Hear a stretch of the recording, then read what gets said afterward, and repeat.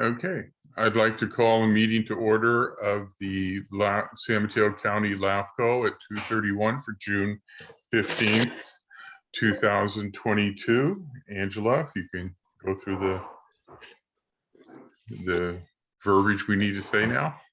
Thank you, Chairman. For those attending the meeting on the Zoom video conference, we will use the raise hand feature in order to organize any public comments. During the general public comment period and for each item on the general agenda, I will ask those members of the public who wish to comment to click the raise hand feature to speak on that agenda item. For those joining by phone, please press *9 to indicate your desire to speak and *6 to unmute once called upon. When you hear your name called, I will prompt you to unmute your microphone and inform you that you may begin speaking. You will have 2 minutes. Written comments that were submitted in advance will be acknowledged by staff during discussion of the appropriate agenda item. Thank you. Okay, Angela, roll call and mention any staff and alternate commissioners present. Thank you, Chairman. Commissioner Horsley? Here. Commissioner Lohman? Here. Commissioner Martin? Here. Commissioner Warback? Here. Commissioner Slocum? I do not see Commissioner Slocum. Vice Chair Draper? Here. Chairman O'Neill? Here. And alternate members present, we do have Jim O'Neill with us today, and for staff, we have Rob Bartoli and Deputy Attorney Timothy Fox. Thank you. All right, thank you very much, Angela. Okay, we'll go to item number 2. Thank you. We'll move to item 2 and public comment for items not on the agenda. Madam Clerk, did we receive any written public comment or do we have any hands raised? Thank you, Mr. Chairman. We did not receive any written comments for items not on the agenda, but I do see 2 hands raised. Oh, and I would want to acknowledge, I actually do see alternate member Diana Reddy present. And I do see James Cook. If you give me 1 second, I will pull my timer. Sorry.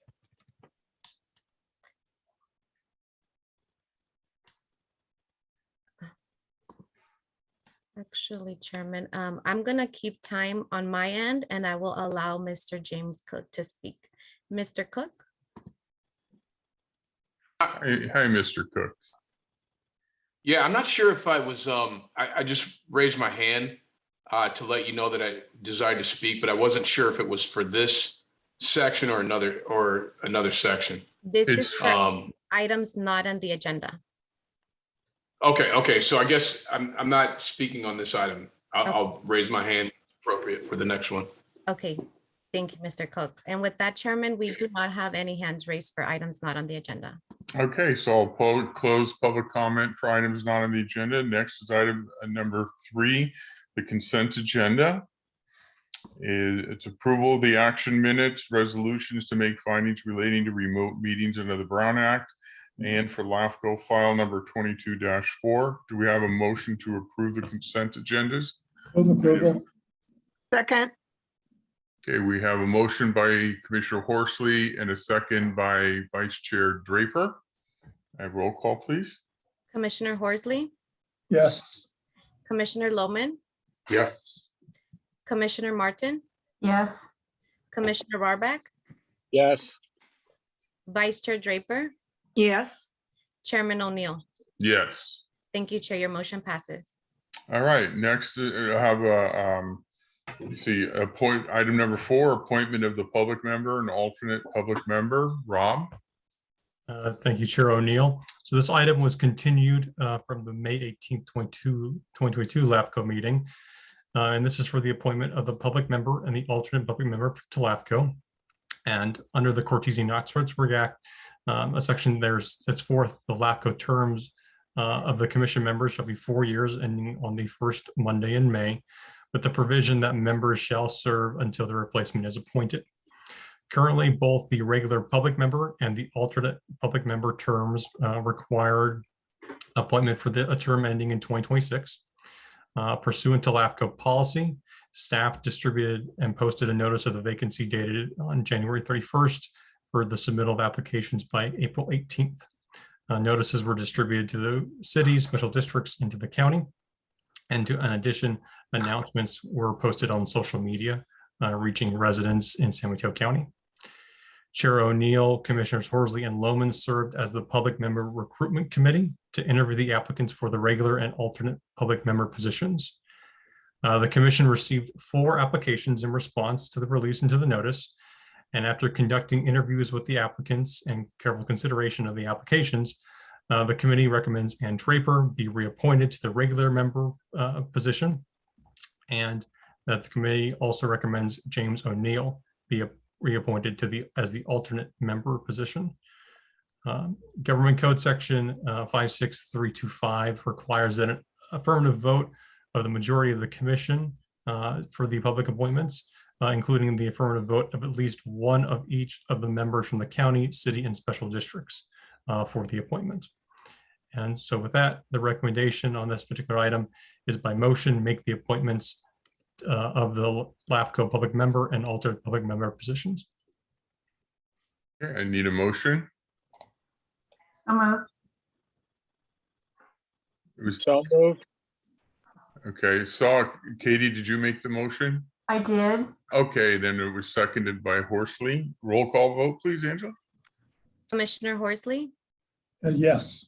Commissioner Lohman, Yes. Commissioner Martin, Yes. Commissioner Rohrbach, Yes. Vice Chair Draper, I guess I should abstain on this one. Right? Or yes, I Vote want my yes. word. Come on, vote yes. yes. Yeah. Yes, you can vote for yourself. Yeah, of course.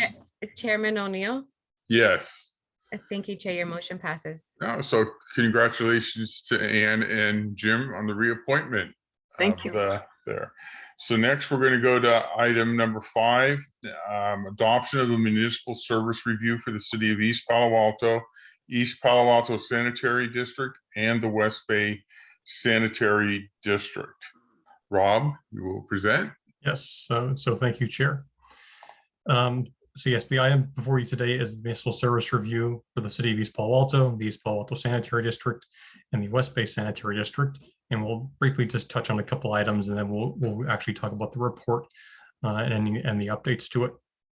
So as a reminder, municipal service reviews are intended to serve as a tool to help LAFCo and the public to better understand public service governance and delivery options for the provisions of those services. And they're intended to support spheres of influences. And there's several areas of determination that need to be need to make recommendations towards, particularly about growth and population, disadvantaged unincorporated communities, the capacity of agencies to provide services, the financial ability of those agencies, shared service opportunities, and accountability for the community services and needs, including government structure and operating efficiencies. Spheres of influence, or SOIs, is a plan for the probable physical boundaries in the service area of a local agency. So again, those service reviews inform the sphere of influence and what it can be. LAFCo sets the spheres of influence for each city and special districts in the county, and spheres of influence ensure efficient provisions of services, discouraging urban sprawl and the premature conversion of agricultural open space. It also looks to prevent overlapping jurisdictions and duplications of services. This particular MSR, again, was for the city of East Palo Alto, the East Palo Alto Sanitary District, and the West Bay Sanitary District, was initiated first in May of 2021.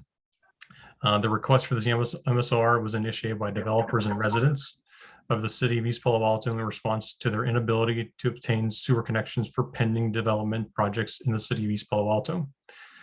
This is the second MSR for all 3 agencies. And the MSR before you builds on the determinations from the previous MSR that was conducted in 2009. It also highlights the shared constituency between the 3 agencies, particularly the city of East Palo Alto and the East Palo Alto Sanitary District. Over 90% the city of East Palo Alto was in the East Palo Alto Sanitary District. And LAFCo examines possible government structural changes and operation efficiencies that could be achieved that could improve the community and the community and the public that resides in those areas, along with the public agencies. LAFCo contracted with Brooks and Associates in association with Policy Consulting LLC to conduct the MSR, and Richard Berkson of Brooks and Associates and Jennifer Stevenson of Policy Consulting Associates are here today. I would like to thank them for all their help compiling this report. The draft circulation MSR was presented to the Commission in April at the April LAFCo Commission meeting. LAFCo also held an April 6th public workshop, and LAFCo staff also presented the MSR to the City of East Palo Alto City Council on April 19th and to the West Bay Sanitary District on April 27th. Public comment period was opened during or after the initial circulation draft was sent out. During the comment period, there were 14 comment letters received by LAFCo. Comment letters from all 3 agencies under review, along with a number of developers, housing nonprofit groups, community organizations, environmental group, and residents of the affected areas. Just a brief summary of those comments. They can be found as an attachment to the report with more detailed response. But in general, the comments from the City of East Palo Alto focus on responses to the recommendations in the circulation MSR and efforts that the city has made towards working with the East Palo Alto Sanitary District. The East Palo Alto Sanitary District provided a PowerPoint, and there was a letter from Mark Williams on behalf of EPASD that focuses on the concerns that the district has regarding the report, including the potential impact of governance options on and changes on the East Palo Alto residents. The West Bay Sanitary District comment letter requested specific updates to the MSR regarding fees and charges for services, peaking factor flow regarding sanitary sewer, and an update to the date for the master plan that the district is currently doing. There was also a comment letter from Holland and Knight, which provided testimonies and background information from several developers and talked about their interactions with EPASD in relationship to proposed projects. And again, attachment B to the staff report has the comment letters along with responses to them. Comments and updates to the MSR were incorporated from the circulation draft to the final version of the MSR that you have before you today. So several updates were made. I'll again summarize just a few of them. One was the expanded on the governance options of annexations of EPASD service area into the West Bay Sanitary District. There was references regarding state law that were added. We talk about special districts required to adopt certain policies and procedures regarding affordable housing. There was also statements in the MSR that were included that strengthen the linkage between the importance of cities' land use planning and the need for coordination between cities and special districts. Additional language was included regarding the intergovernmental relations meeting, and those are between the City of East Palo Alto and the East Palo Alto Sanitary District. There was language that was included as part of that. The meeting should focus on specific topics such as development projects and infrastructure finance to help for a more directed discussion at those meetings, and that those meetings should also be conducted with equal support and staff time from both the city and EPASD. There were changes to the West Bay Sanitary District sections, again, in response to their comment letter regarding some of the specific data that they had and had update for. There was also information about the city's partnership with the San Mateo flood control, flood and sea level rise resiliency district, and the San Francisco Creek Joint Powers Authority that addresses flooding issues and sea level rise. All these edits and changes are shown in red line in the attachment MSR. And if there were responses to public comments, that's noted in the attachment B with the various page sources where those edits were made.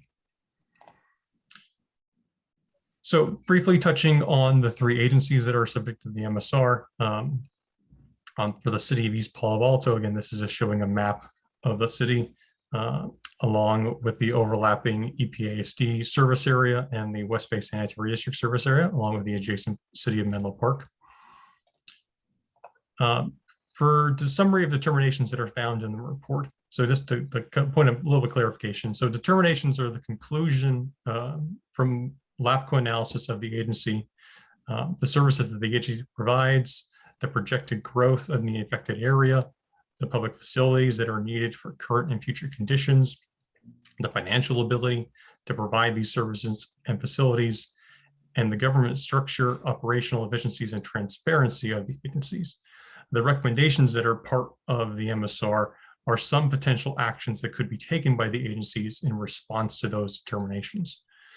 So for the City of East Palo Alto, there are several determinations that can be found in the MSR on pages 96 to 100. Some of these include past population growth that's been relatively static, but now there are pending projects that show future growth within the city, both residential and non-residential. Developers have indicated concerns that the cost to connect to the EPASD system is prohibitively expensive and has a negative impact on those potential projects. Efforts to resolve this issue to date has been largely unsuccessful. The lack of the EPASD sewer collection system capacity is an impediment to that growth. There's approximately 1,500 dwelling units and 4.6 million square feet in non-residential building space that could be approved with or that has been approved in some which way or fashion or was under review from the city currently. One note here in the Exhibit B to the resolution that I would like to make an amendment to the reso for the determinations there to update the number. There is I think a figure for 4.2 million square feet of non-residential building space, and the amendment is to make that to 4.6. And that was the only change though to the reso. I'd just like to note that now. There is the potential reorganization of EPASD as a subsidiary district to the City of East Palo Alto as a governance option. And as part of that, then a potential contract between the City of East Palo Alto and West Bay or another agency to manage sewer operations if specialized expertise is required. Just to again touch on some of the recommendations then for the City of East Palo Alto, there is language again regarding the intergovernmental relations meetings between the city and East Palo Alto. Language of recommendation regarding budget forecasting for the city and preparing and periodic updates of long-term budget forecasts to assist with financial planning, including projected pension obligations and continued infrastructure improvements, particularly in the areas around stormwater and drinking water. And it also has been noted in the report that the city has been continuing to work towards addressing those needed deficiencies, to address those deficiencies through grant opportunities and identifying other means of funding. For the East Palo Alto Sanitary District, their determinations can be found on page 150 to 155. The master plan from the addendum to the master plan from 2021 predicts there are sewer overflows for current ratepayers under existing conditions. The addendum identifies pipeline expansion to address these potential overflows. But the addendum has a lack of timing, prioritization, and funding options. So it does not relate back to the capital improvement program about how that would function. And there is a need for updates to the district planning documents, including the master plan, sewer rate study, and capacity charges to meet current needs of EPASD, and also taking into consideration any future development. And this could also then enhance transparency for ratepayers, members of the communities, developers, and others regarding the full extent of current and future infrastructure needs associated financing requirements and funding sources for those improvements. Continuing with the determinations for the district, there are funding options that can assure that existing ratepayers do not pay for new development. Most improvements can be funded through more cost efficiency, and costs can be spread to future ratepayers rather than existing ratepayers for new development. However, the district's priority to maintain low rates can adversely affect the services and infrastructure by hampering the district's ability to implement best practices and addressing existing system deficiencies. Improvements to serve existing ratepayers can facilitate future fund growth. As mentioned, there are funding opportunities that may include either debt or capacity charges, fund balance, revenue, or developer funding, or a combination of. But there's also the lack of capital improvements stalls development in the city, somewhat effectively blocking projects. And this constrained development deprives the city and its residents of increased taxes and other revenue to maintain and improve public services. It also reduces future affordable housing and restricts the ability of the city to meet its regional housing allocation needs and limits growth opportunities within the service area. Several recommendations are in the report. I think I believe there are 12 or so. Some of them include updates to capacity charges and sewer rates, an independent review of the EPA SD hydraulic analysis, proposed improvements. EPA-SD has stated that the hydraulic analysis from 2012 addendum only indicated that the system is adequate for existing customers. It only indicated that the system is adequate for existing customers. However, it cannot serve future development. And this statement appears to contradict the actual addendum itself that predicts that there are sanitary sewer overflows in locations in the system under current conditions. There are recommendations to facilitate new development without burdening existing ratepayers, and that's through pursuing low interest loans, grants, or the use of the allocation formula that was identified in the 2021 addendum when new projects do come online. Another recommendation that we have in there is transparency of budget and financial documents. And that can be providing a narrative of the district's annual budget to help facilitate a better understanding of the district's finance for ratepayers and interested parties. At the district's most recent board meeting on June 9th, the district's draft budget showed a $15 million allocation to the construction replacement fund, but there's no clear explanation for what that funds will be used for or from where these funds originated from. So again, the lack of a narrative and a staff report can be a hindrance to transparency regarding the budget. Regarding the West Bay Sanitary District, the district's determinations can be found on page 176 to 177 of the MSR. The district is currently undergoing a master plan update. Their plan will also identify improvements to meet future demands and serve as a planning tool for the next 10 years to 2023.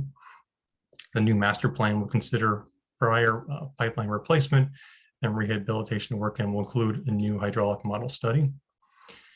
They're working on improvements for the system to address infiltration and inflow. The district has a high level of transparency and accountability. They have sound financial conditions as the district has $3.5 million programmed every year for capital improvement program projects. And they have significant positive net position and adequate reserves and financial planning based on long-term financial planning and capital improvement program. And if West Bay could manage the sewer district, if EPA-SD was dissolved, whether that be through a contract to the city or by annexation. And that's also a note as part of the governance options. There are two recommendations for West Bay. One is to continue funding the reserves consistent with adopted policy, and the other is support of continue the updated plan for the master plan and CIP for the district. Regarding the sphere of influence determinations for the three agencies, the city of East Palo Alto is the sphere of influence determination is coterminous with the city boundaries.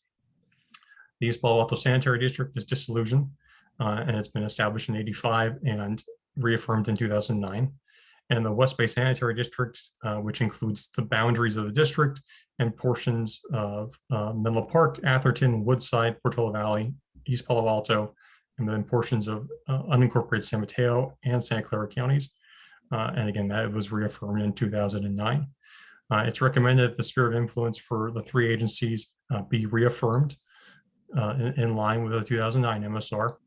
And LAFCo is required to make 5 written determinations when establishing, amending, or updating a sphere of influence for any agencies. And these determinations can be found as Exhibit D to the resolution of the MSR. LAFCo did receive 2 comments, written comments after publication of the MSR. There was a letter from Mayor Ruben Abrica of the city of East Palo Alto that was submitted yesterday on June 14th. There was, to summarize the letter, it discussed the impacts of the city's fiscal health due to delays in development projects. One of the topics as part of that was the discussion of impact fees that we brought to the city to address issues such as parks, transportation, and water and storm drain systems as part of those developments that currently are not being realized. A summary of the city's infrastructure projects currently underway for its water system and stormwater system. And if a subsidiary district was created, there are ways to address the EPAC territory that's in Menlo Park, such as the creation of an advisory body, which is also recommended in the MSR if a subsidiary district is created in the future. LAFCo also received a letter from Mark Williams of Fagan, Freeman, and Full Frost LLP representing EPASD. That letter was also submitted on June 14th. Just to highlight a couple of the topics, there was a reference to the 2009 Msr analysis for the agencies. There's a reference to the 2009, specifically the EPASD MSR, noting that the MSR is not a proposal for reorganization of service providers. Rather, it identifies alternatives that may be examined by the district ratepayers and affected agencies. The 2009 report identifies reorganization options similar in nature that are proposed in the current document that's before the commission. This current report asks the commission to reaffirm the sphere of influence determinations from 2009. So it is not unlike the 2009 report. And the MSR is also not a proposal for reorganization, but it does explore governance options, just as the 2009 report did. The letter also discusses the potential disenfranchisement of ratepayers in the Menlo Park area that are currently part of EPASD if a subsidiary district is created. The MSR also identifies the creation of an advisory body for these residents, again, if a subsidiary district is created at a later date. And Prop 218 allows these residents a voice in the process regarding sewer rates as well. There was a reference related to the Midcoast study that was conducted in 2008 by LAFCo and regional governance and water sanitary sewers. This comment is related again to the Midcoast, where there are 3 sewer agencies, 2 water providers, and a JPA for sewer treatment, and does not really translate to the issues of sewer service within the city of East Palo Alto, 90% of which is within one district.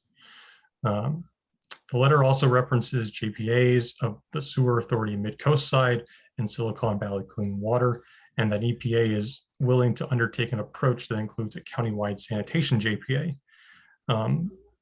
The JPA approach would not necessarily address any kind of rates or infrastructure issues, nor would it address capital projects. Silicon Valley Clean Water is a JPA, but it's a JPA only for sewer treatment and does not set rates or operate a sewer system itself. So it didn't really necessarily match the existing situation that we have with EPASD, the city of East Palo Alto, and West Bay. The letter lastly discussed sea level rise and its impact on sanitary and water districts. And it is true that sea level rise is having an impact on those districts as well as cities. And these potential impacts may be to above or below ground infrastructure. And it's important to keep this in mind when planning for district repairs or replacements of infrastructure. So that's one of the last comments in the report. So then the recommendation then is to open the public hearing, accept public comments, accept the final municipal service review for the city of East Palo Alto, the East Palo Alto Sanitary District, and the West Bay Sanitary District, adopt the municipal service review determinations and recommendations contained in this report as amended, because with the amendment of that square footage number for non-residential, reaffirm the sphere of influence for the city of East Palo Alto Sanitary District, and the West Bay Sanitary District. And I am here available for questions. Richard Berkson of Berkson Associates and Jennifer Stevenson of Policy Consulting Associates are also here as well. Okay. So thank you. Now we'll be able to open the public comment for item 5. I wanted to check with my fellow commissioners just to be sure how much time should be allocated for each of the 3 agencies' comments and for members of the public. And so, for instance, the length of time for the city of East Palo Alto Sanitary, and West Bay should all be equal, but also ask each of the agencies if they would want to reserve a portion of their time to rebut at the end of all 3 presentations. I was going to suggest 10 minutes for each of the agencies involved in the MSR. Is that agreeable to the board? Commissioner Horsley? Yeah, I had a question for Rob. If we, does this mean if we were to accept these recommendations, does this mean that the city of East Palo Alto could, if they wanted to, dissolve the sanitary district? You're on mute, Rob. Or I clicked on Dawn instead of me. Well, So- let me defer that one till the question till later. But in any case, I'll just in response to the chair, I'm fine with giving his directions in terms of giving both sides 10 minutes. Okay, and then are you okay if they want to request to reserve 2-3 minutes to rebut the other agency? Yes. Okay. Is that okay with the rest of the commissioners? Yes. Okay. Okay, so then each of the agencies will be given 10 minutes, and you will be asked at the beginning, do you want to reserve 2 minutes, 3 minutes, whatever, at the end of the finished presentations from all the agencies, if you wanted to use it for rebuttal. It is your option if you want to have the rebuttal time, or if you do not want to have the rebuttal time. So that's how that would work.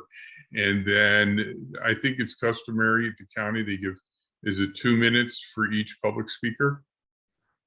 Or is it 3? 2 minutes, Mike. 2 minutes? Okay, I just wanted to, Tim, the attorney suddenly lit up. What is? It can be scaled to the amount of public comment that's anticipated. Several public agencies use 2 minutes as a benchmark. So you're not wrong if that's what you wish to do here. Okay, is the commission comfortable with 2 minutes each for the Sure. public? Okay, okay, so so now every member of the public will have 2 minutes, and then Angela, you'll be keeping the time. And okay, are there any comments or questions from the commission to Rob? Through the chair, would you like me to respond to Supervisor? Sure, yes, Horsley yes, now, or? sorry, yes, yes. Yeah. So Commissioner Horsley, you are correct. The potential governance options do include options for the city to create a subsidiary district, for West Bay to annex the territory. It also includes the status quo, and those are all similar to governance options that were in the 2009 report as well. But again, subsequent actions would need to be taken for that to happen. Thank you, Rob. I have a Okay. clarifying question. Yes, go ahead. Just to clarify, is that the city has those options now, doesn't it, whether we do this MSR or not?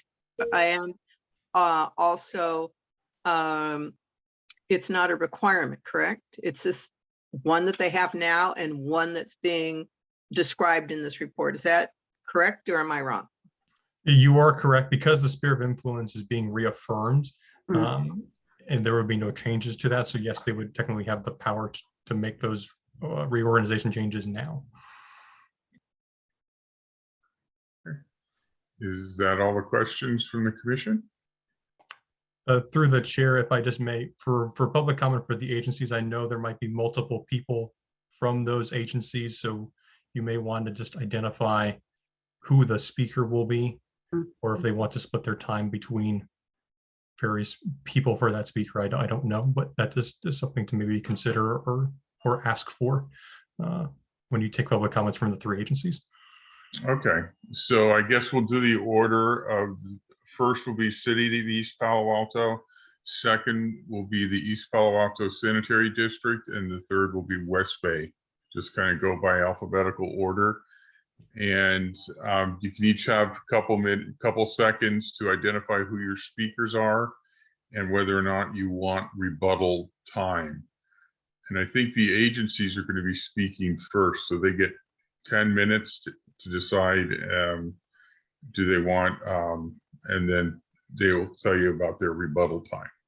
And I don't know, Angela, you might have to keep it separate because they might have a share screen thing or whatever. So City of East Palo Alto, do you want to start your presentation and tell us who your speakers are and whether or not you want rebuttal time? Yes, good afternoon, Patrick Heiser, interim city manager. If I could ask that Mr. Carlos Romero be brought over, he'll start us off. I'll defer to Councilmember Romero on the rebuttal time. Thank you. So when you get warned that your time's up, that'll be, taken into account your rebuttal time. Carlos. Yes, thank you very much, Commission, and also thank you very much, directors and the LAFCo staff and the team of Berkson and Associates for investing so much time in understanding and reviewing this critical issue for us. I will be speaking and essentially just conveying the information that was approved unanimously by our council, a council of all people of color in the city of East Palo Alto. After my somewhat brief comments, our interim city manager, who is Patrick Heisinger, will back cleanup. So if I may, I will start here. And again, thank you all for your time today. Did you want to rebuttal Yes, time? yes. And we would definitely like to have the opportunity to have a couple, 3 minutes of rebuttal. Okay, so would you want, is that 3 minutes of rebuttal? Yes, up to, that's correct. Thank you. Okay, up to 3 minutes. So then you'll have 7 minutes to make your presentation. You know what, let's do, forgot it was subtractive. Let's do 2 and we'll do 8 for this, if I may. Thank you. 8 and then 2 minutes for Yes. rebuttal. You got that, Angela? Yes, thank you, Chairman. Okay, thank you. Okay. Okay, Carlos. All right, thank you very much. So again, I want to make it really clear that since the inception and even prior to the inception of the city of East Palo Alto, the founding mothers and fathers of East Palo Alto, and I was a founding cub because at the time I was a I'd freshly left the Stanford University to work on the incorporation movement in 82 and 83. It was always intended that the sanitary districts would become part of the city.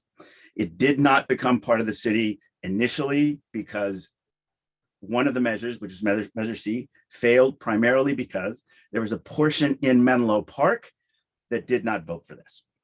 But the entire council, again, a council of people of color, 4 Black members, as well as Ruben Abrica at the time, agreed that this entity should be folded into the city even before the city became a city in July of 1983. So I want to state for the record that really for the last 3 years, several members of the city council, city staff and consultants, and other stakeholders have attempted to collaboratively work with the East Palo Alto Sanitary District in an effort to develop solutions. The commission itself recommended that we do that, and we engaged in a full-throated discussion as collaboratively as possible. And to date, very little tangible progress has been made. As a matter of fact, there is one project which the sanitary district committed in an agreement to provide a sewer connection for once the development was completed. And the sanitary district has failed to meet the timeline specified in that agreement. I will talk about that in another second. But that is indeed, I'm not going to call it bad faith, but at least the lack of interest in the sanitary district of meeting developers and, more importantly, the city halfway. This MSR document clearly indicates the improvements that are needed for developments to move forward. And I should say, indicates very clearly that at least $23.9 million are needed to replace and upsize existing pipes so that we can eliminate potential surcharges of our existing capacity. The district's failure to implement a CIP, a capital improvement program, clearly poses health and safety risks to the current ratepayers. In addition, current residents are unable to obtain will-serve letters for accessory dwelling units mandated and permitted by the state and by our general plan. As I mentioned earlier, the MSR, through the MSR, the city has pursued many grants in support of essential projects. About $110 million have come to the city over the last 10 years. We are very proud to say we have another $18 million of grants that are pending. We have the capacity, the interest, the understanding of these processes to bring in infrastructure money to support and improve the infrastructure that we have that is aging. We understand we need to work on it. And we as a city have been doing that, building bridges, doing better lighting, improving our streets. The city also is in the process of completing a general plan amendment that will accommodate new development, which is estimated to result in approximately $25 to $30 million in additional property taxes that will be distributed to the Ravenswood City School District, the City of East Palo Alto, of course, the Menlo Fire Protection District, Sequoia Unified School District, and the County Library System. The city also anticipates that we will have about $4 to $4.5 million worth of Measure HH money, which will go for job on an annual basis from these projects that will go for affordable housing and for job training. Again, the East Palo Alto Sanitary District unwillingness to provide sanitation services consistent with industry standards to these new developments has negatively impacted the city's fiscal health and jeopardizes our ability to improve the quality of life and make sure that our residents receive the services that they need. It is imperative that the city hold ultimate land use authority for all developments within the city. Many of you who are commissioners have entitlement authority in your own cities and the county. And we all understand how it's important to have good coordination and, more important, control over all of those levels of entitlements. In East Palo Alto, we don't have that because of a fractured system that was created. It's a legacy of Measure C not being passed almost 40 years ago. At this time, the dependency on the East Palo Alto Sanitary District to authorize developments that have already been completed, or have completed, I should say, the public city approval process has become a detriment and an impediment to the city's growth and to benefiting our residents. Almost done here. I do want to say that the city has concerns about the ability of the East Palo Alto Sanitary District to deliver improvements. And as I mentioned earlier, on the Light Tree Affordable Housing Project, which they had signed a contract and were obligated to complete their improvements by a certain day, they missed that day, and they are now requesting additional money to complete the improvements. And as far as we know, they haven't even designed them yet.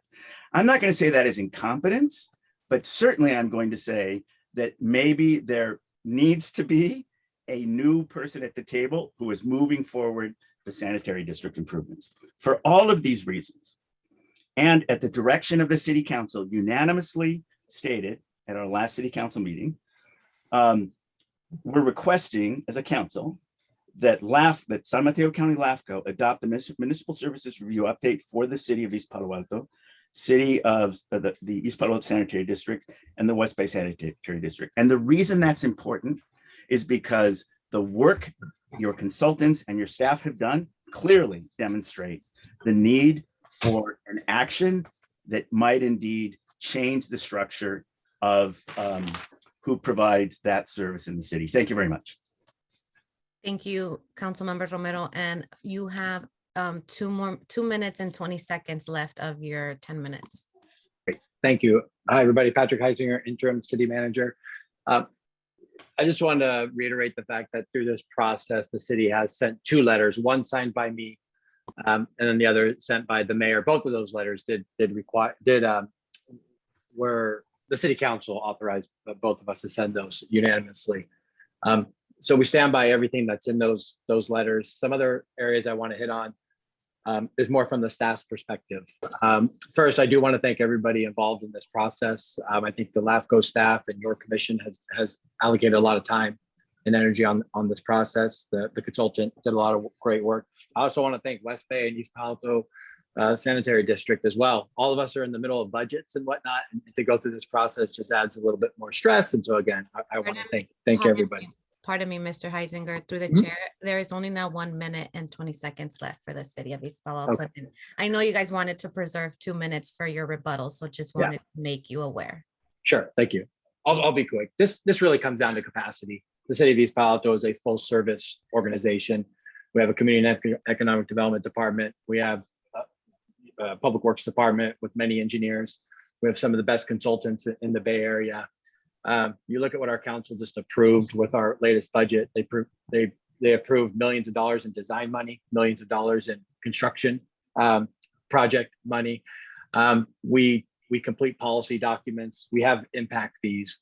Really, what I want to leave you all with is the fact that in a city that's 2.6 square miles, you have a really well-run organization, not perfect, but an organization that knows how to do capital planning, knows how to raise the money for it, knows how to work with the community to get projects done.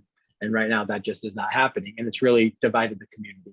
So with that, from my perspective, I just want to urge the commission to adopt the document today, and then we will then coordinate with our council on the next steps. Thank you.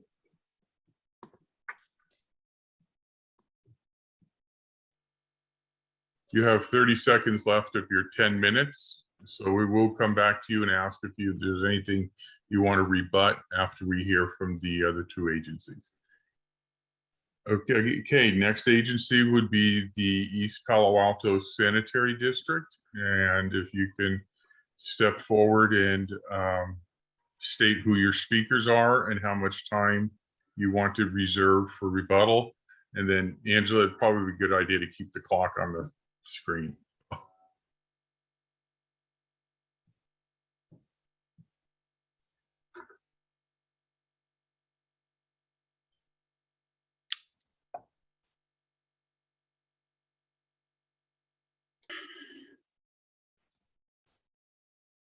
Is there anybody from the East Palo Alto?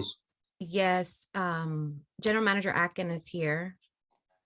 Good morning, Honorable Commissioners.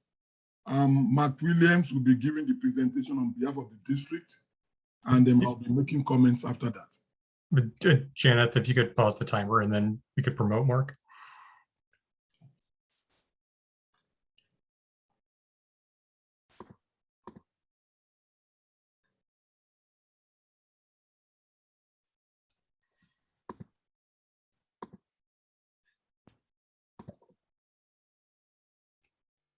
And then Mr. Akin, if you can tell us how much time you want to reserve for rebuttal?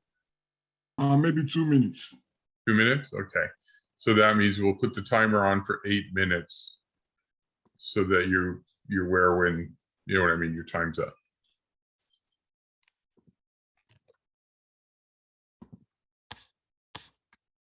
I did promote Mark, but I no longer see them.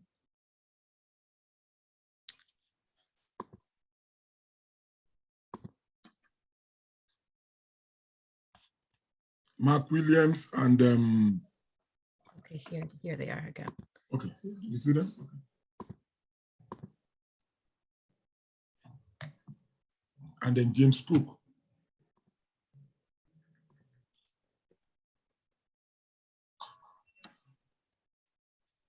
Okay, there we go. Thank you so much. Oh, thank you. We're going to have 2 presentations today within the 10 minutes. We will not need a rebuttal. And I would like to start first with Mr. James Scott, and then I will follow his comments. Okay, so then we'll change the clock to 10 minutes, no rebuttal time, and you're going to have two different speakers. Yes. Did you want, well, you'll be able to see the clock. Are you going to need a presentation to share the screen? You mean a PowerPoint? Yeah. No. No? Okay, so then we don't need, we'll just leave the timer on. That's okay? Yes, that would be fine. Okay, all right. Thank you. And your name's not on here. You're Mark Williams? Mark Williams, thank you. Okay, go ahead, Mr. Williams, Mr. Acton. Thank you. James, are you there? Yeah, I'm here. I don't know if you can see me. I can see can't myself you. on the screen though. Okay, let me- Sorry. I'm changing you to the grid, then I might be able to see you. We can see you and hear you. Okay, good. Okay. So yeah, I'll start off and then I'll cede to Mark. So basically, I'm here to speak on behalf of the district, and I just want to really just get right to the bottom line and just say that the district shouldn't be dissolved or reorganized. Basically, this is about Ravenswood Shore Business District and the Sobrato Company. They're a consortium, and essentially they want to do this development and they don't want to pay for the pipes. And this is a consortium, I believe, I think that's mostly funded by a New York hedge fund. But the way I look at it is they want to profit off of this large scale development, but don't want to pay for the infrastructure. The development, would exponentially increase the load, on the sewage and water system, despite what the MSR says. And again, they don't want to pay for updating the pipe. And the analogy, I guess I'd put forth is like, this is the same conundrum that we run into with stadiums, right? Stadium owners, owners of professional sports teams, they never want to pay for the stadium. They want to pass the costs off to the local residents, or they move, right? But in this case, we're not talking about a sports team. We're talking about residents who need adequate infrastructure for water and sewage. So I guess what we have here is really, this is about the developers, the builders. I believe that the sanitary district, they're doing exactly what they need to do. They're advocating for the residents, and the message is simple to the developers: pay for the pipes. The residents shouldn't have to pay for infrastructure and development, for something that they aren't going to really benefit from. Okay. Ravenswood and Sobrato, they're pushing this MSR report and the notion of dissolving the district just so that they don't have to pay for the pipes. And I'll put it forth. This is the MSR report, which is 290 pages, makes no mention in that 290 pages of the racial inequities, right? And I believe that this consortium thinks that they can push this plan through due to the Black, brown, and low-income composition of the population. And of course, that's not the city's primary goal, protecting that, but that is the district's primary goal.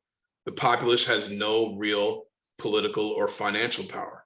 And ironically enough, the district was established, early in the first centuries, in I believe the 1930s, when Black and brown folks had to figure out how to deal with their own segregated water and sanitation.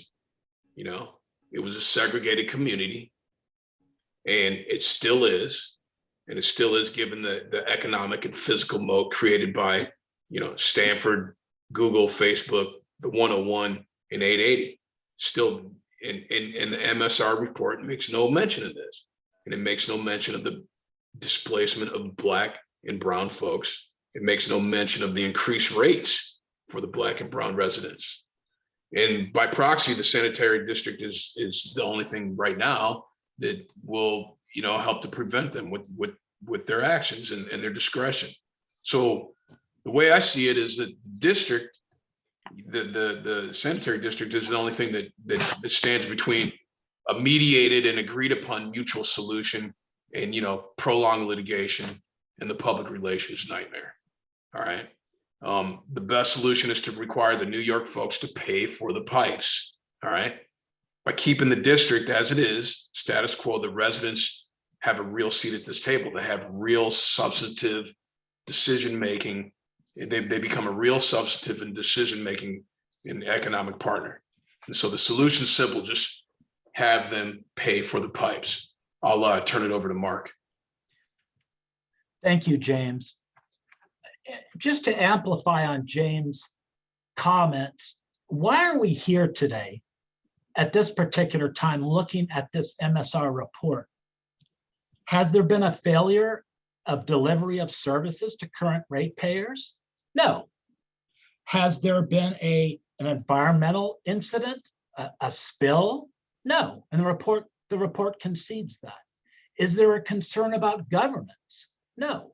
The district has been a democratically elected board since 1939, FDR. Has there been a problem with rates? No. Their rates are modest. And why are they modest? Because they're working with a developed population of modest means. So there's this report that, oh, well, we could always increase the rates. But in these inflationary, recessionary times, is that an appropriate response? So why are we here?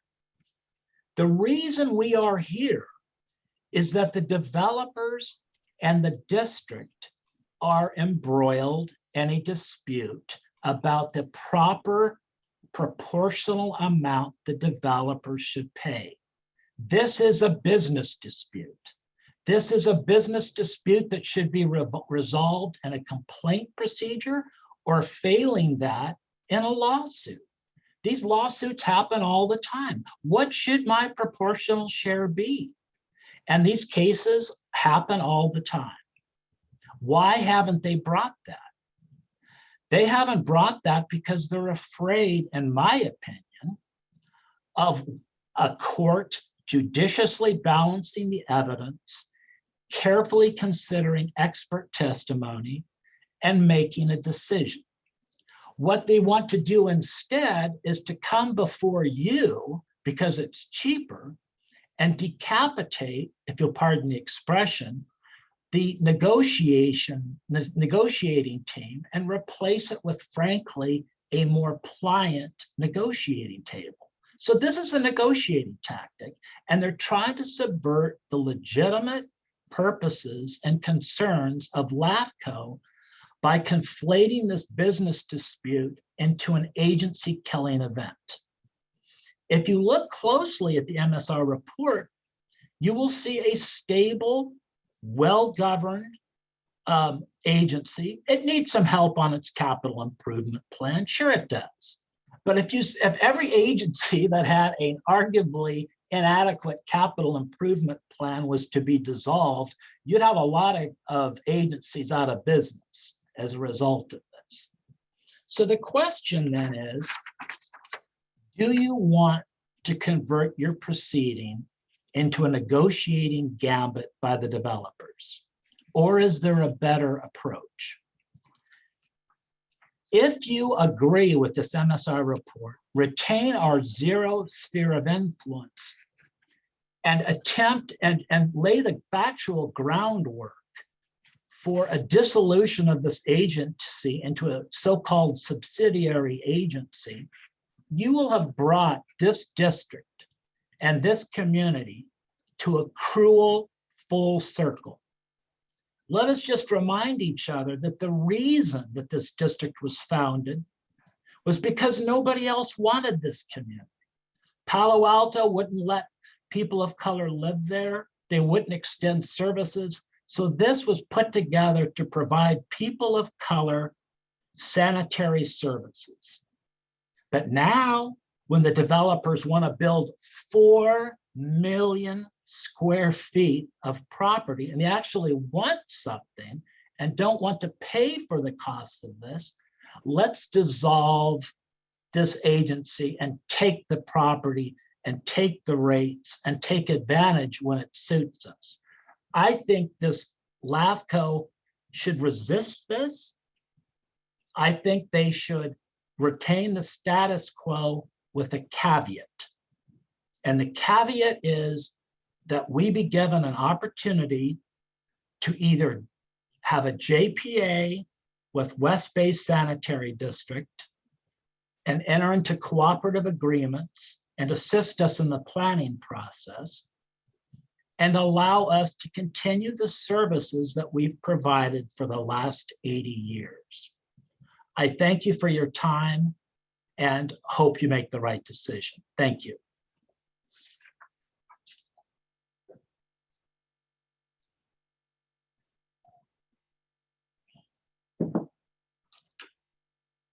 Thank you. Mr. Ramirez from the West Bay Sanitary District, I have attempted to promote you as panelist. There we go.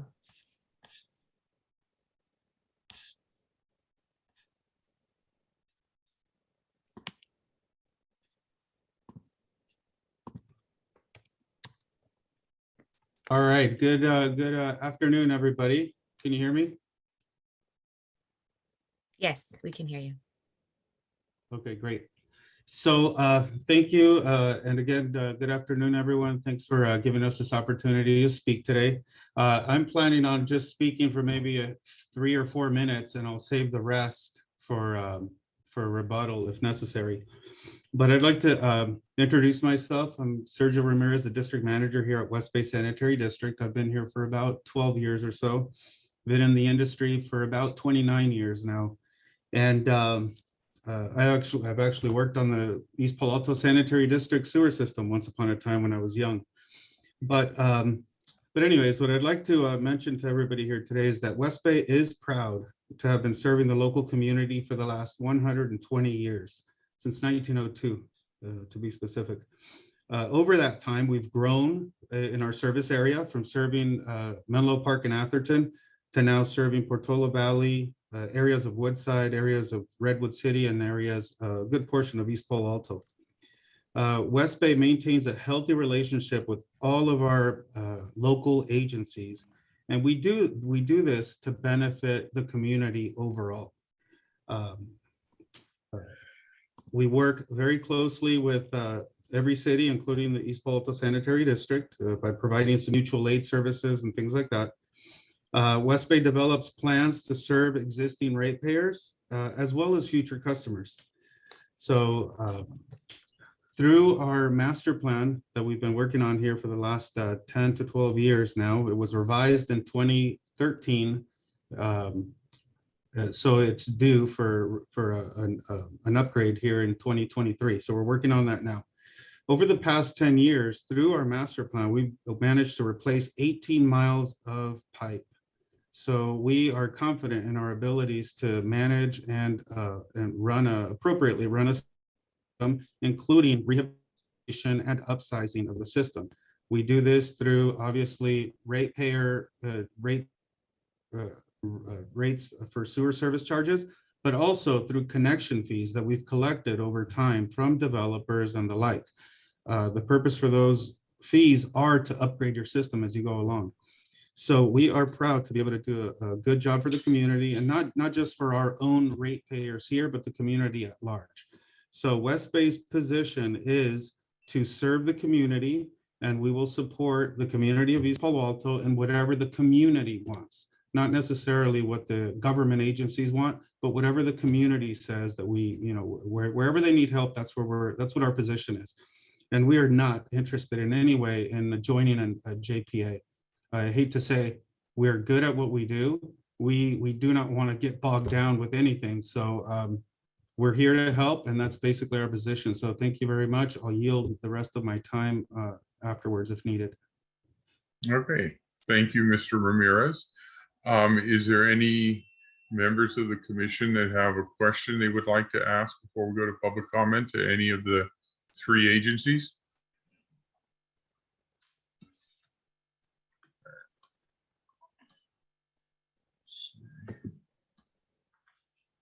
Is there any questions? Okay, I see Mr. Akin, you have your hand up, but this is a time for commissioners to ask questions. Sorry. Commissioner Lohman? You're on mute. Commissioner Lohman, you're on mute. Thank you. Okay, go ahead. I'm muted all the time. So the big thing from what I see is what Mr. James Cook and Mark Williams have said during their presentation. I live on the coast. We have never heard on the coast of the ratepayers being required to pay for necessary infrastructure. I polled various other people in San Mateo County, and people said, what are you talking about? Developers pay for that. So to me, that's the whole problem, is as stated by Mr. Cook and Mr. Williams, the developers just don't want to pay for it. If they can get away with it, I mean, I wouldn't want to pay for something if I could get away with it. So what are we talking here? If you dissolve the district and put it into the city, eventually the ratepayers will pay for it, period. Because there is no other option for the city. The developers will win and make tons of money. And I don't think that's appropriate for this county. So I know of no other incident in the county where the developers have not paid for it. So if anybody has an incidence where that has occurred, I'd be happy to know it. Thank you. Okay, Vice Chair Draper, and this is time for question, not consideration. Well, that's what I was going to ask. I have comments. but are we Right, this is comments or more, or questions. this is questions for the three agencies before we do public comment. Okay, so here's my question to the city of East Palo Alto. There was made mention, which is the question I ask is, does the city already have the authority, or not the authority, the capability of dissolving the district? And the issue came up, why haven't they moved forward on doing that? So my question back to them is there something that has caused them not to move forward? And now they're at a point that they want to move forward, or just, I'm not clear on where they are with starting such a process, or why they haven't started such a process. So if they could clarify, that would be great. Yeah, I guess this is Patrick Eisinger, interim city manager. I'll handle that question. I'm not aware if we have the independent authority. You know, Councilmember Romero may.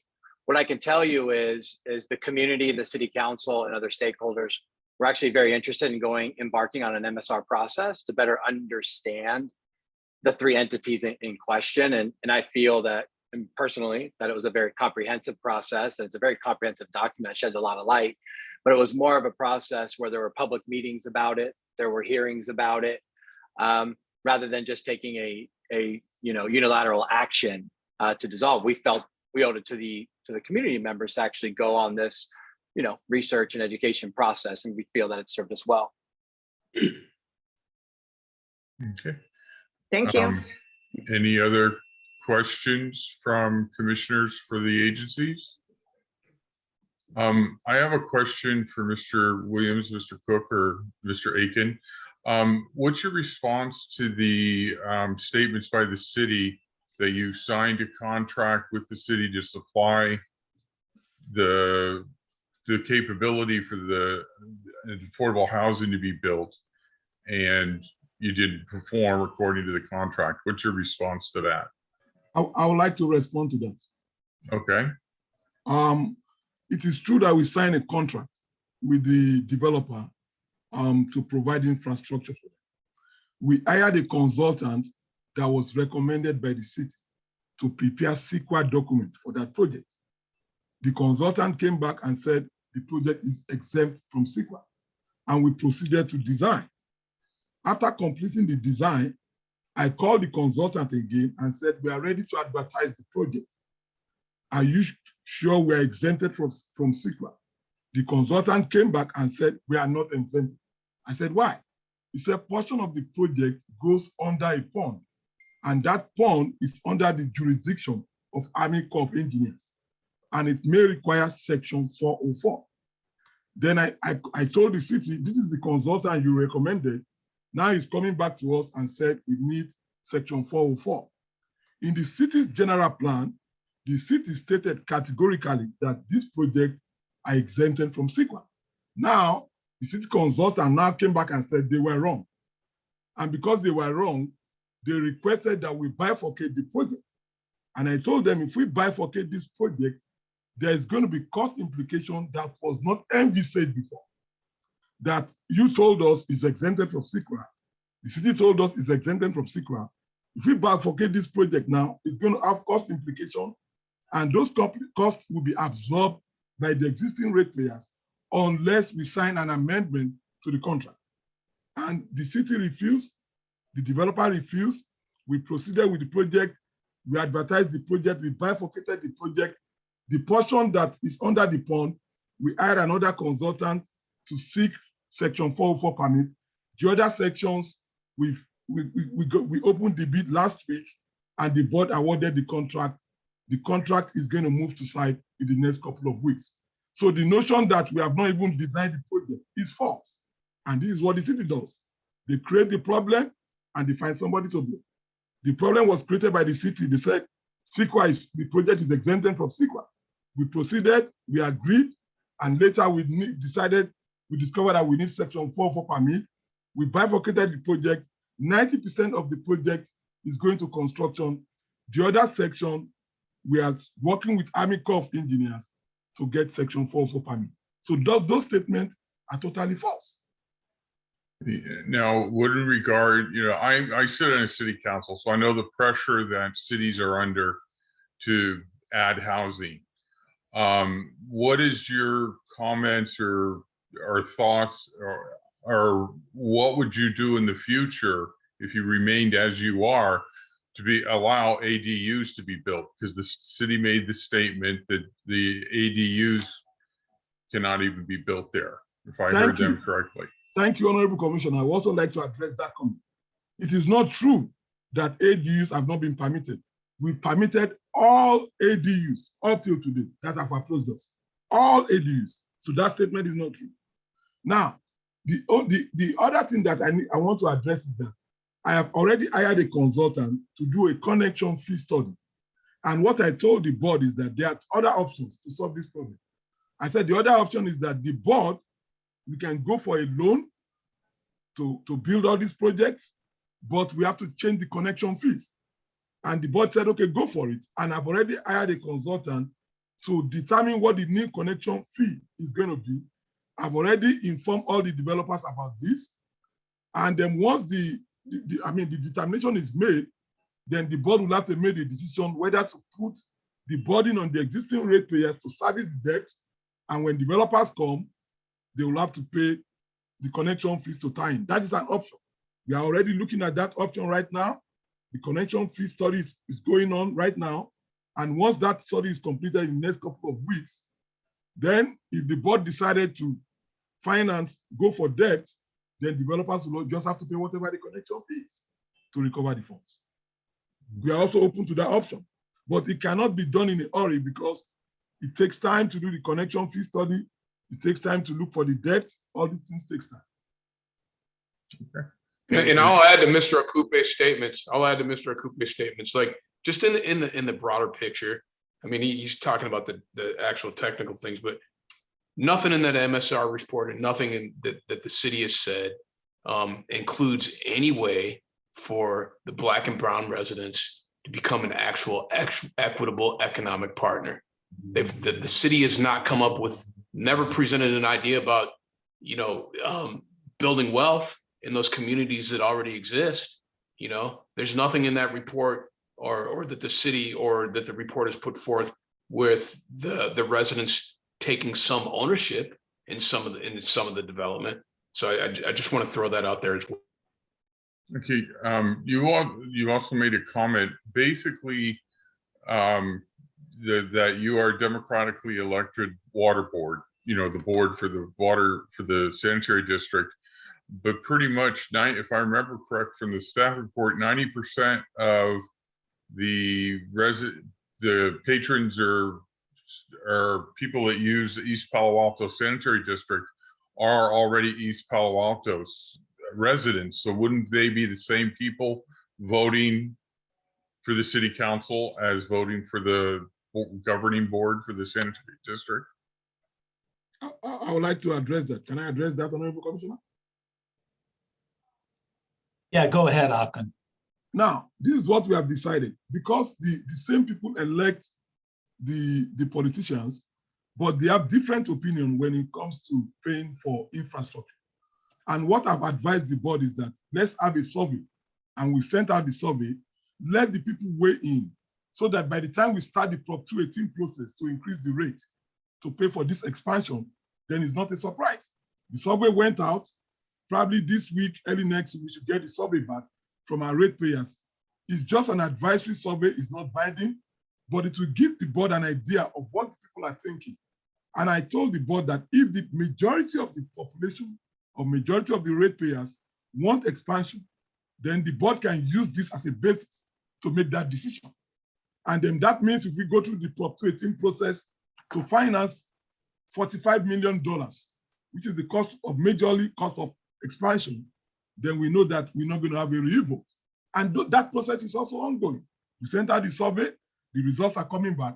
But because the city is not patient in terms of strategy, when you're doing this kind of a thing, you have to be patient, strategic, and very thorough. But because the city, they don't have patience to look at what I'm doing, they are not patient, they just want me, the developers have approached me, I can increase the rates. And I told the developers, it doesn't work like that. Let me add a few comments to that, and I think that's a very perceptive question. I think that if you look at the history of the district and the city, I think the only thing you can infer from the flow of the years and the decades, people like divided government here. There's never been a vote to merge, as the city noted. There was a vote, that vote was defeated. The city had an opportunity, has an opportunity to petition to join the agencies. They haven't. And I think the reason they haven't is the district has specialized expertise in providing sanitary services. West Bay made a very great comment about the kind of expertise that they have, and we have served well for years. The reason we're here today is that a gigantic development is having a fight with us over whether they should pay for their 4 million square foot of development. And that's why the status quo is under attack. Okay, thank you. Commissioner Horsley has his hand up. Yeah, I just, in reading the MSR, it indicates that the sanitary district's own engineers has a price estimate for your CPI of about $24 million. What's the plan to get your rates are pretty low? What's your plan to actually, if you didn't do this development, if the New York developers or whoever they are, building affordable housing is kind of funny. But if that went away, what's your plan for the $24 million in capital improvement plans? Have you got a plan to? Honorable Commissioner, I would like to address that. Thank you for that question. When I came on board to the district, I discovered that when initially I hired the consultant to perform hydraulic modeling, they came back and they said, you don't have any problem. And I said, I've checked your hydraulic modeling, the hydraulic grade line, the seaway is going to surcharge a little bit. They said, yes, when the San Mateo County handed over the sewer line to the district, they were designed to surcharge. And I said, that is not good. And I told the consultant, I am going to introduce industry-wide technical specification. And I gave them that specification. I said, model the system according to industry-wide specification, not what the district got from San Mateo County. Then they did that. And then they came back. They said, acting with the new specification, the model is showing that the CY is going to surcharge, and you might need to spend $23 million to prevent that. That means, I said, wow, that's under the new model. But under the new old model, it was not surcharging. He said, yes. Then I said, well, since your old model is showing that it's not surcharging, and your new model with the technical specification I've introduced is showing that it might surcharge, I said I will have to go by historical record and I check historical record for the past 50 years. It has never surcharged. I said, now what I'm going to do in order to make sure that we are financially prudent is that as this pipe wears away, I will replace them with the new recommended pipe according to the new specification. But that does not mean they're going to surcharge.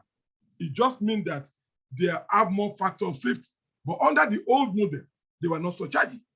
That is why I told the developers that these pipes are adequate to serve existing customers, because under the old model that was handed over to the district by San Mateo County, they were not just surcharging. But under the new model, because I'm an engineer, I don't like to take too much risk. I wanted to introduce new greater factor of safety. And if I wanted to introduce greater factor of safety, I would have to spend additional $23 million. But in order not to destroy wealth, I said these pipes are in good condition. They still have good engineering properties. Their tensile strength and modulus of elasticity is still intact. I will replace them as they wear out under the new specification. That is one. But under the old specification, they were not surcharged. So this is just an engineering gimmicks based on experience, based on prudence and caution. It doesn't mean that the existing system will surcharge. It has never surcharged. And that is exactly what Mark was saying. So the developer now came back and said, your consultant said you need to spend $23 million. And I explained to them exactly what I'm telling you now, that under the old specification, it did not surcharge. Under the new specification, it will surcharge. That new specification was created by me because I wanted to make sure we comply with all due regulations of regional board. Regional board called me, we have a discussion over this, and they said, Aki, I have the email. You are right, proceed. Regional board, everything I'm doing is right.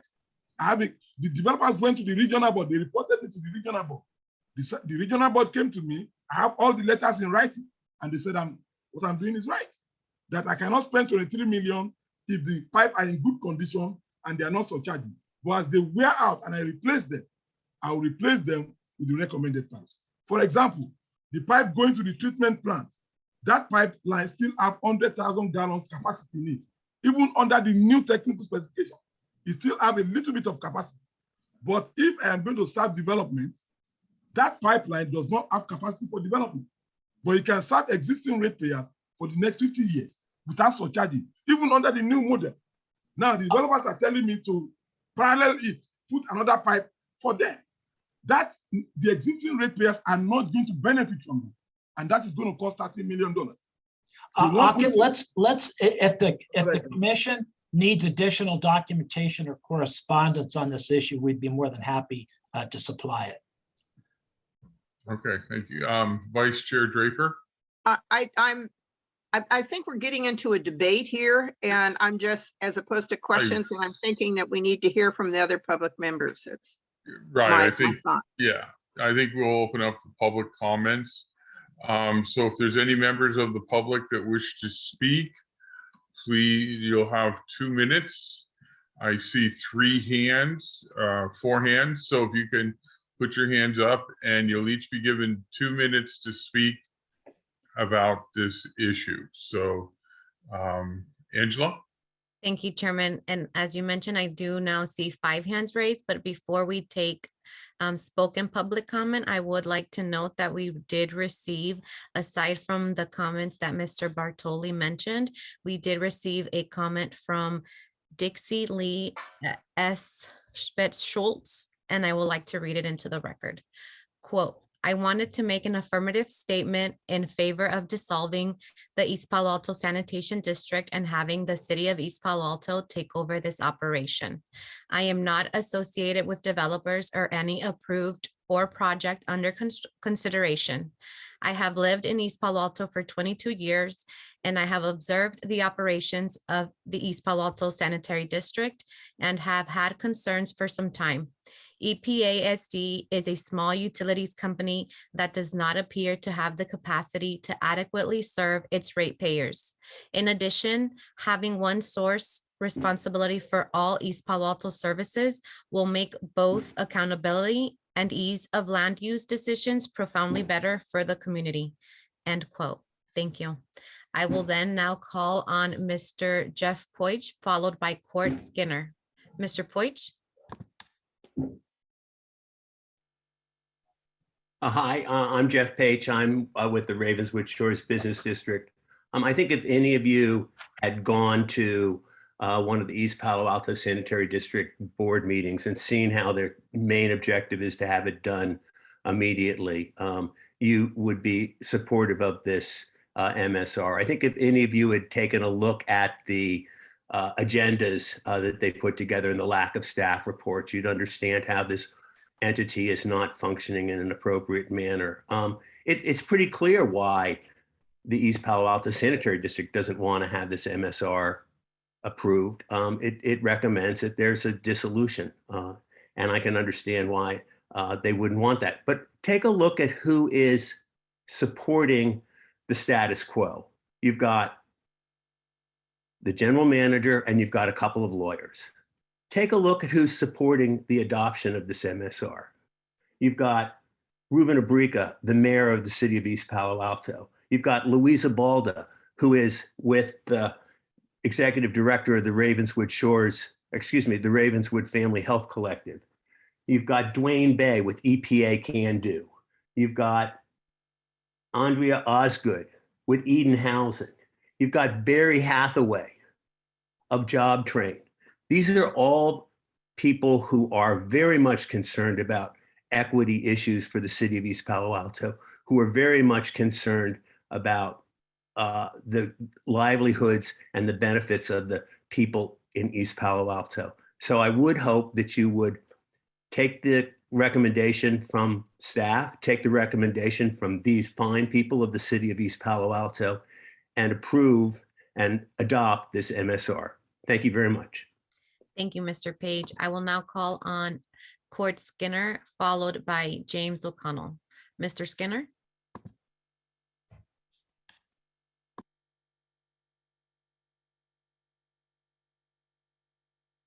Okay, there I am.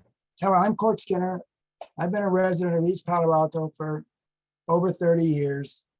And I have attended a number of the board meetings that Mr. Page just recommended and find them to be at best amateurish and at worst unsupportive of the community. Now, we keep hearing about we are not going to allow the developers to charge us for sewer districts. Well, the developers merely ask for a price. So far, the district has not come up with anything but a price that took Mr. Okupe about 10 minutes to come up with. And it always is a single-digit number followed by millions. And this is true not just for the big developers, but for people who are in charge of affordable housing projects, clinics, schools, individual houses, and ADUs. And Mr. Okupe says it takes time. Well, he has spent a lot of time. And so far, very little has come out of all that time he has spent, other than somehow or another justifying the idea that this entity is never going to change, and those ratepayers who are currently being served are the only ones who will ever be served at any level, whatever their race, ethnic background, or whatever. So I am opposed to the continuing of this entity in existence the way it is, and pro dissolving it and moving those functions into the city, who's demonstrated a willingness and an ability to take care of things. Thank you, Mr. Skinner. I will now call on James O'Connell, followed by Victor Dong, and then followed by our last speaker, Mr. Larry Moody. Mr. O'Connell? Hello? Hi, we can hear you. Thank you. So good afternoon, LAFCo board. Thank you for your time. I'm here today to speak about my experience as a property owner in the East Palo Alto Sewer District, and also on behalf of my co-owner who lives there. I'm also speaking to you as someone who has experience working in a city in land development for 8 years now. We have a simple ADU, attached ADU project that I've designed and that we will be constructing ourselves. We've worked with a lot of agencies to get the permitting for this, but by far the sewer district has been the worst.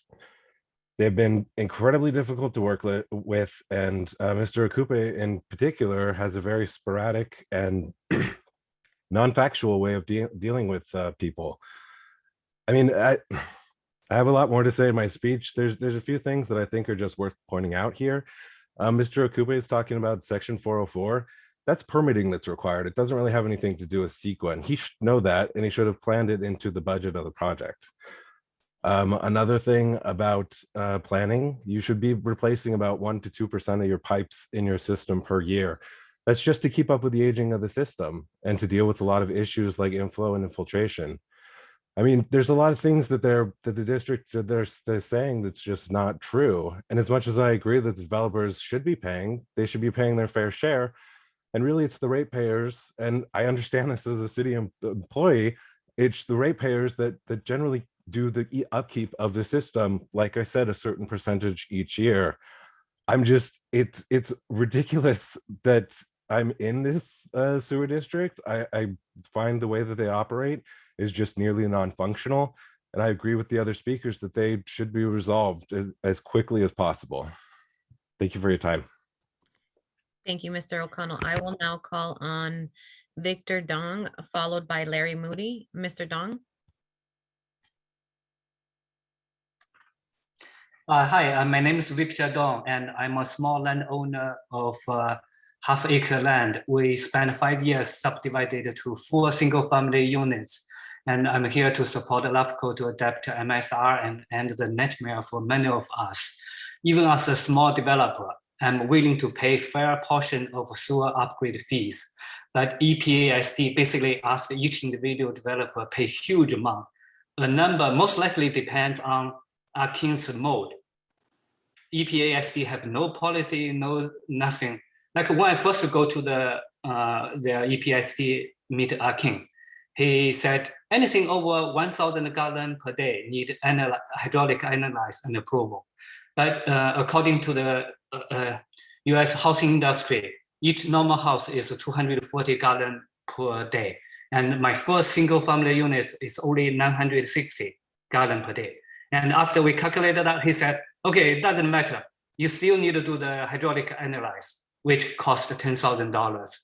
And but my civil engineer can say he can do the analysis for free, which then I can totally change his tune. He said, doesn't matter.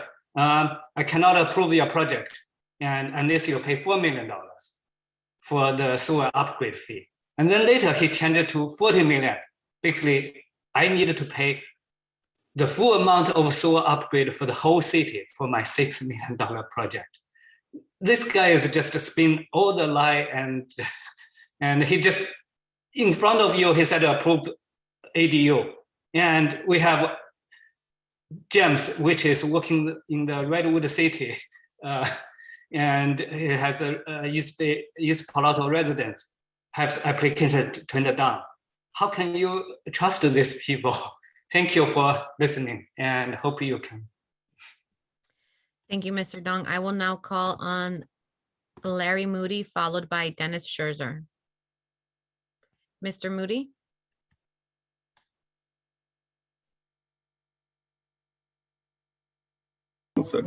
Hello, can you hear me?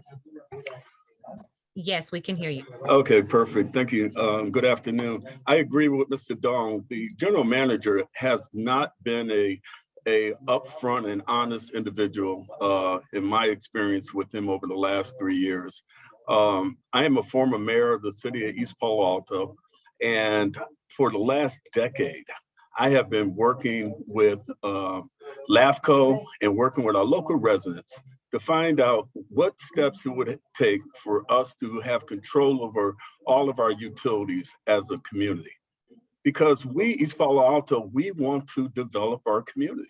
We want to move our community forward.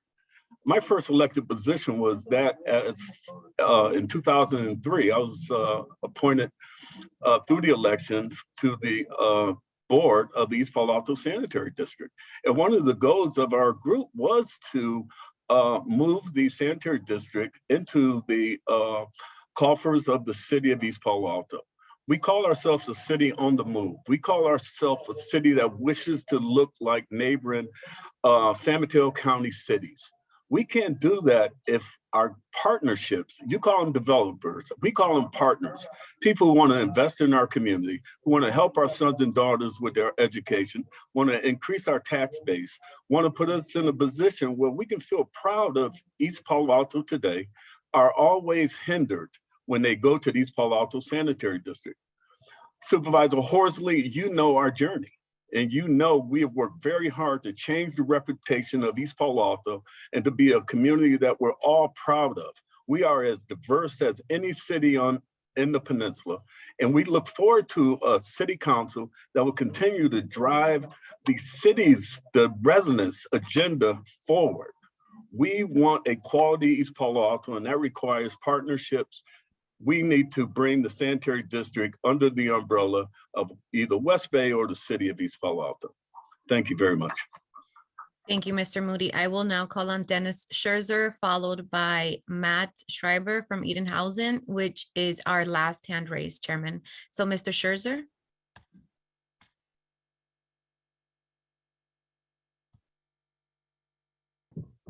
Now, can you hear me?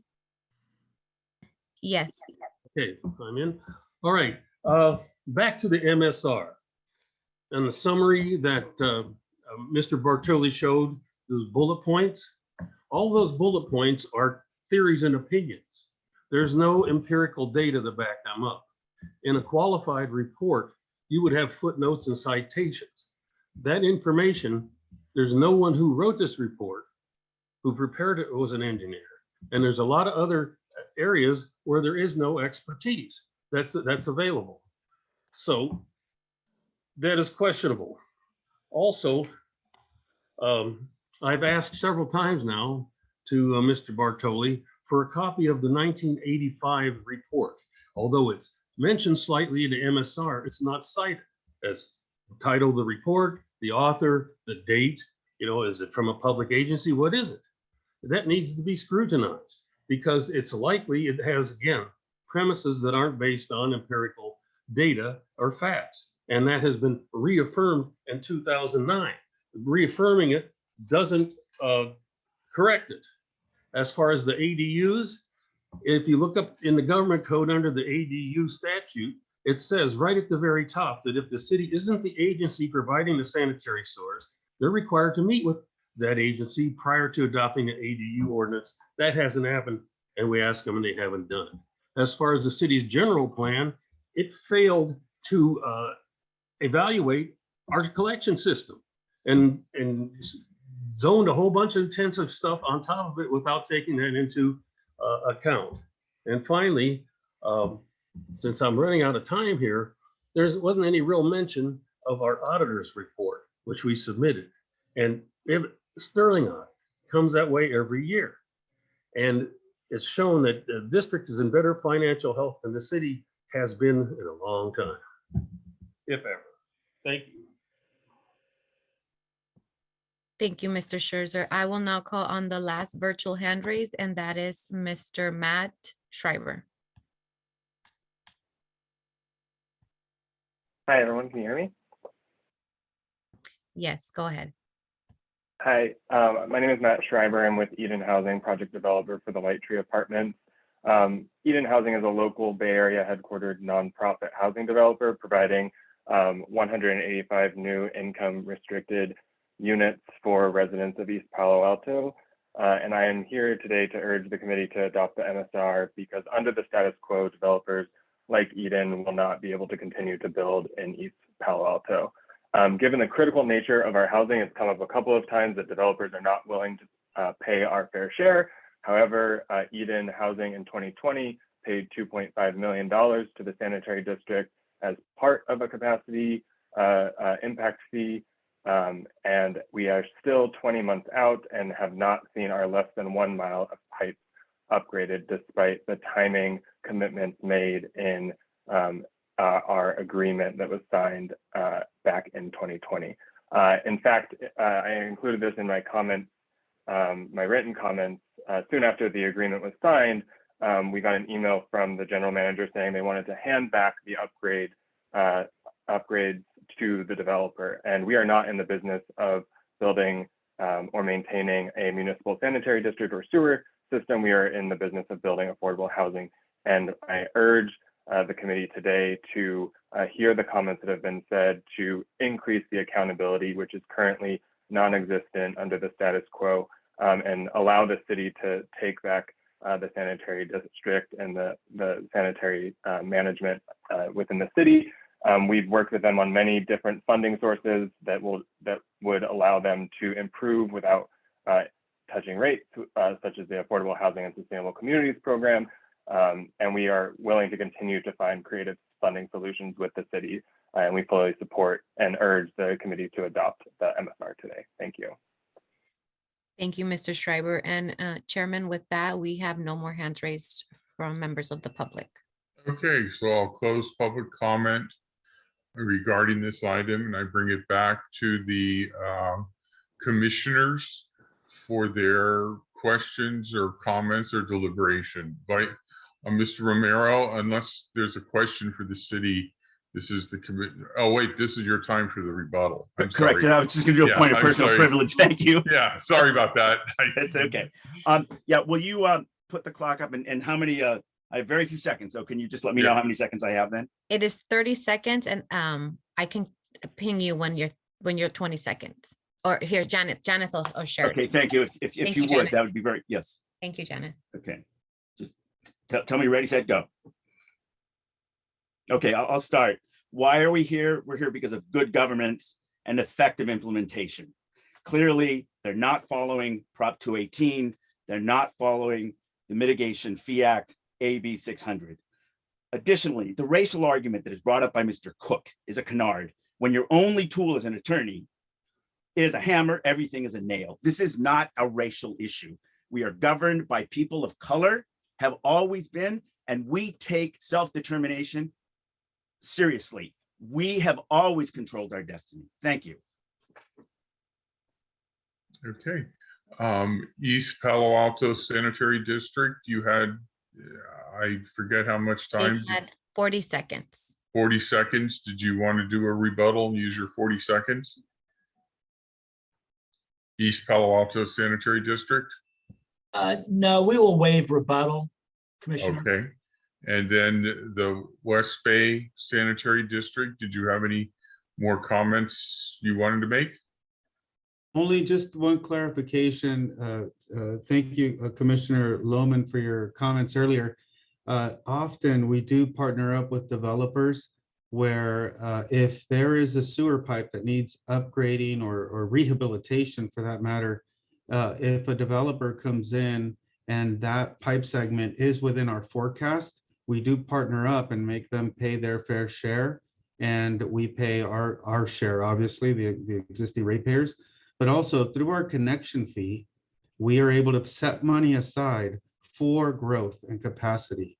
So it's often a combination of existing ratepayer and developer to kind of support Mr. Atkins' comment earlier. If a developer required our outfall line to be upgraded and we were not planning on upgrading that outfall line, then obviously we would ask the developer to pay for that. But it's typically a combination of both, where we use sewer service charges to pay for maintenance and rehabilitation, which includes upsizing at times, and then developers pay for capacity and future growth through connection fees. So it is a combination, it's a balancing act. Okay. I just wanted to address that. Thank you. Okay, Mr. Ramirez, thank you. So that closes all the comments. If the three agencies want to stay here in case there's a question from a commissioner, we're going to open it up to the commissioners now for questions, comments, and maybe deliberation. So Vice Chair Draper. You're on mute. Thank you. I want to respond to the question that Commissioner Lohman brought up and then have my comments on the MSR. In the 90s, I was the community development director for the city of Fremont. And during that time, we did a very large assessment of all of our infrastructure And we looked at what do existing people need, and then what was what we call build out in the general plan. We had the same rules then as there are now, where developers needed to pay for the stuff that they needed above that they had to have above the existing population or services for the population. And so we created, or the city created, I should say, a set of fees for all the different type of infrastructure that was needed. Stop signs all the way up to sewer pipes and stuff like that. The developers didn't like it because they were high, but they thought it was fair. And they knew what they were, they had the amount, and then the city proceeded to incorporate that into their CIP and also their forecast. And so we kept track of development and did an assessment as we went along. So you would ask, did I know of any entity that has done a blending of projects for existing and the future? And the answer is yes, I worked on one. And because this was in the 90s, it's not rocket science. It's not, you know, new state of the art. It's stuff that's been around for a long time. So I just wanted to let you know that it's something that agencies do. So now in the MSR, I've listened, I've read, I've thought, and I'm prepared to support the recommendation of staff. My belief and the reason I'm prepared is that we are just making recommendations. It's going to require the city to actually take the action and it will also require, in doing that, the population that's there. So this concern with lack of involvement of population, that will come, it has to come to be able to do this type of thing. What I've observed is that the East Bay District has really over the years focused on an extremely narrow set of duties. And these duties are very narrower than they could do and they should do. Last meeting, I expressed grave concern that because they're so narrow that the existing people are in potential jeopardy because the system is ancient from a service delivery standpoint. I agree, they said, and I agree that age isn't the sole factor, but it's an important factor. And you don't want to run this type of system to failure. I believe the developers need to pay their fair share, but you have to figure out what that fair share is.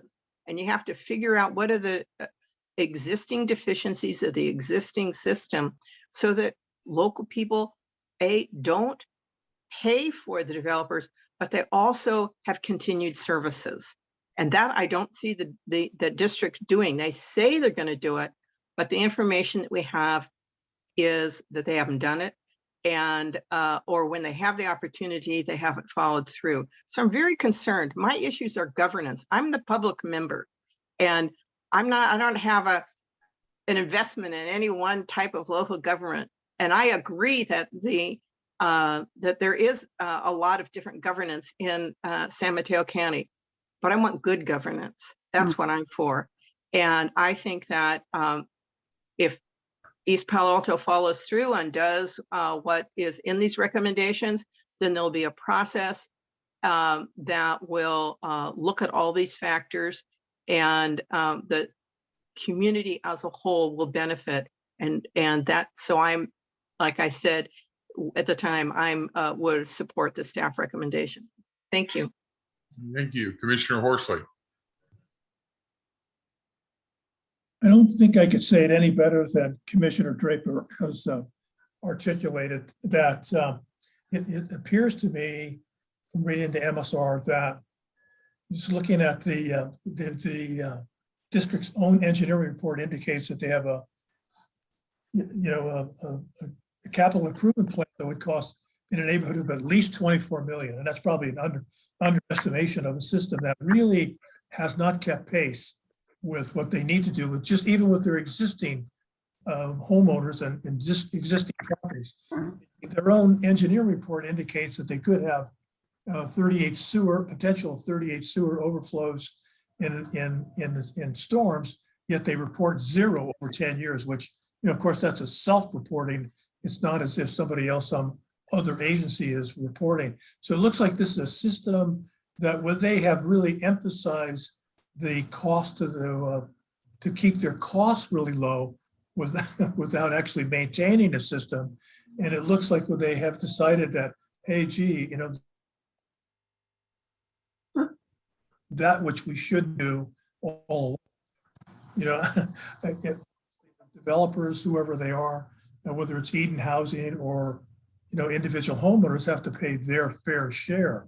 But that's what exactly, as the general manager from West Bay so aptly said, is that, it's kind of a, there is a fair share between the two, that you're spending a certain amount of money to replace, upgrade, and of course, you contribute that in the process, and then the developers, whoever they are, whether it's an individual homeowner or somebody wants to put an ADU, or if it's Eden Housing, they pay a portion as well.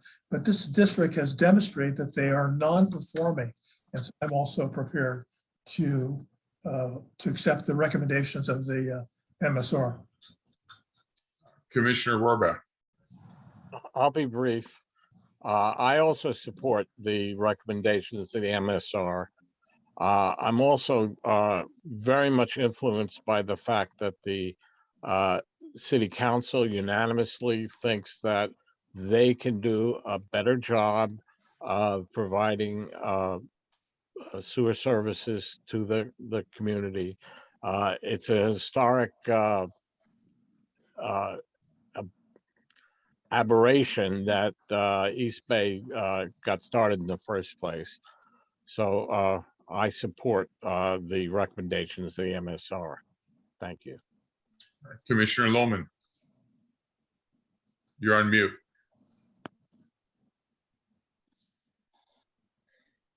Unmuted.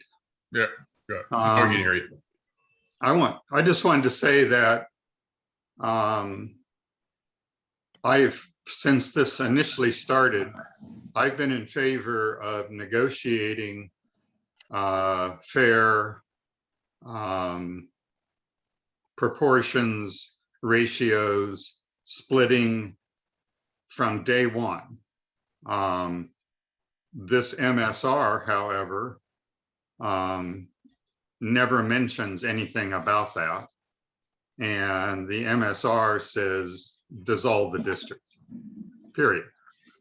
So I'm not going to vote for it until some form of compromise, dealing with negotiating this out among all the parties actually occurs. So that's it. Okay. I see no other hands or, okay, Commissioner Martin. Well, I'm new girl on the block here, and I'm a little reluctant to jump on one side or the other. I think you all know I sit on the mosquito board, and we were in big trouble about 10 years ago. And LAFCo made a recommendation that we probably ought to be dissolved and be taken over by the public health people. I'm never really in favor of getting rid of a special district, but this one needs a lot of work, a lot of help. I agree with Rich that they should be given a chance to fix what's there, but they need to do it in concert with the city, with Westboro, and with this organization as well. I am going to vote for the, not for the dissolution, but for the repair of this district. Okay. Good. Any other commissioners have any additional comments? Mr. Chair, I don't know if you can hear me. I can see you. Yeah, hear you. I'm on a cell phone. It's Commissioner Slocum here. Am I recognized? I don't see you. Yes, you are recognized, Commissioner Slocum. Thank you. Just a couple of quick thoughts. I agree with Commissioner Draper, and like Commissioner Horsley, and I'm sure all of us have listened, we've read, and we're all interested in good governance. I'm influenced by the fact that it seemed like there was a comprehensive process that the city went through. I took some notes about public hearings and community input, and the fact that the community, or the city council voted unanimously to have us adopt the MSR. And we actually received a letter from Mayor Abrica on that. And just cutting right to the chase, I'm prepared to make the motion to adopt the MSR. Sure. I would just like to make a comment that it's a shame. I can appreciate the reason we have special districts. However, in regards to negotiations and trying to get things done, I think that's been tried for several years, several developers, individual homeowners, and I'm prepared to support the recommendations. So Commissioner Slocum, did you want to make your motion? I will. I'm not sure if this will meet the attorney's requirement, but I would move that we adopt the municipal services review. I second the motion, and I'm assuming, Commissioner Slocum, that you're talking about the recommendation that's now, Yes. which is the 3 items: accept the final MSR, adopt the municipal service determinations and recommendations, and reaffirm the sphere of influences. That's absolutely right. And I apologize. I'm on a cell phone and I don't have that document that you're looking at. So, but yes. Okay. And I second that motion. Okay, so a vote would be, the motion is as what's stated on our screens right now. Roll, any comments? We have a first and a second. First by Slocum, second by Draper. Okay, roll call vote. Thank you, Chairman. And I would want to know, pardon me, I don't think I mentioned when Commissioner Slocum joined the meeting, but he has been here since about 2:40. He's just was not part of roll call, so I do apologize. But Commissioner Horsley? Yes. Commissioner Loman? No. Commissioner Martin? You're mute. Yes, I approve. Thank you. Commissioner Warbeck? Yes. Commissioner Slocum? Yes. Vice Chair Draper? Yes. Chairman O'Neill? Yes. Thank you, Chair. Your motion passes 5-1. Okay, and the motion carried 1 through 4, am I correct? Because I know Miss Council Chair, Vice Chair Draper mentioned something about 4. No, I just said I'm for it. Oh, okay, I misunderstood. Yeah, Okay, so that motion carries 5-2. Moving on to item number 6. Sorry, pardon me, Chair. To clarify, that is 6-1. Oh, 6-1. Sorry. I'm at home and the dog suddenly came up and jumped on my lap here. Hold on a minute. I use a lick-o-matic machine. Item number 6. Thank you. Now we'll move on to item number 6, the LAFCo. Rob? That's just an informational item only. That happens to be the LAFCo quarterly news report that for the month of May. So that's an information item only. Okay, moving on to item 7, Commissioner staff reports. Is there anything? Just very briefly, because it was mentioned at the top, but yes, Chairman O'Neill, your term has been renewed by the City Selection Committee. Commissioner Martin now is joining as the regular member for the special district.